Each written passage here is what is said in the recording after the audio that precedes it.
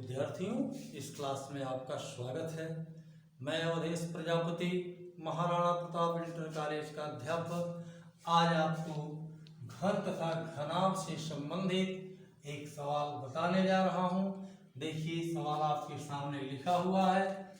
देखें, 2 centimetre, 12 centimetre, 16 centimetre भुजा के धातु के 3 घनों को पिघलाकर एक नया घन बनाया जाता है। नए घन का आयतन ज्ञात कीजिए। इसकी प्रत्येक कोण तथा विकर्ण की लंबाई ज्ञात कीजिए। तो देखिए, हल करता हूं। धातु के 3 छोटे छोटे घन हैं।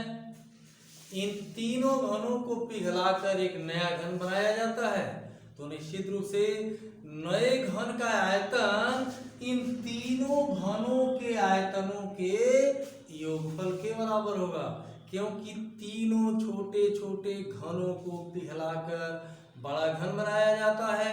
तो बड़े घन यानी नए घन का आयतन इन तीनों घनों के आयतनों का योगफल होगा।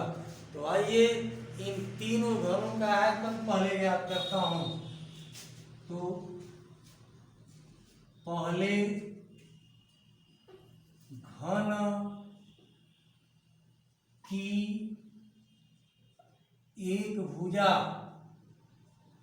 A1 मान लेता हूं बराबर 2 सेंटीमीटर।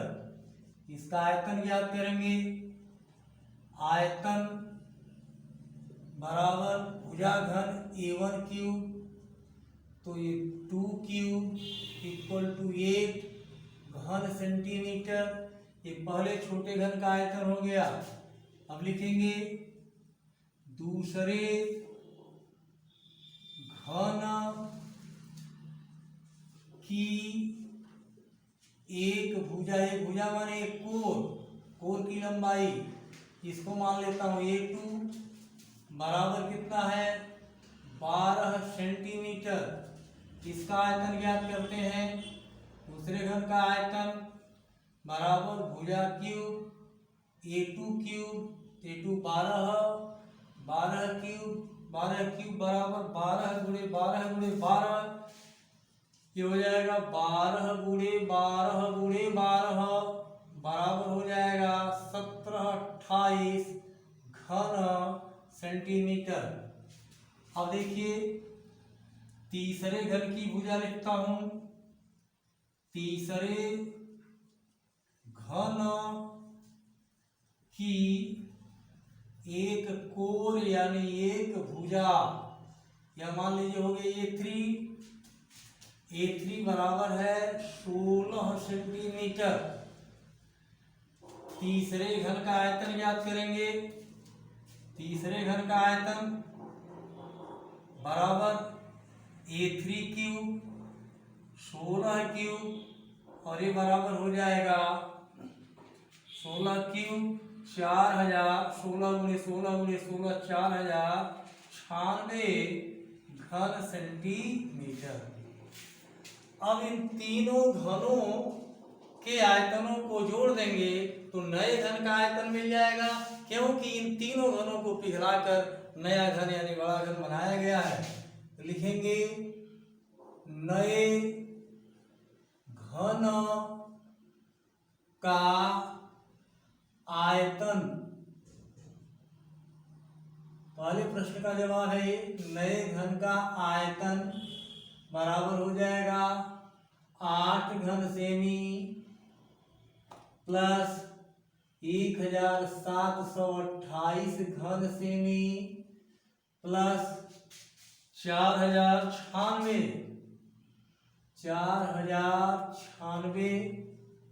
घन सेमी बराबर, इसको जोड़ेंगे 5832 घन सेमी प्राप्त होगा। तो ये पहले प्रश्न का जवाब हो गया। बड़े घन का आयतन क्या मिला? 5832 घन सेमी। अब क्या पूछ रहा है? इसकी प्रत्येक कोर यानी नए घन की भुजा पूछ रहा है।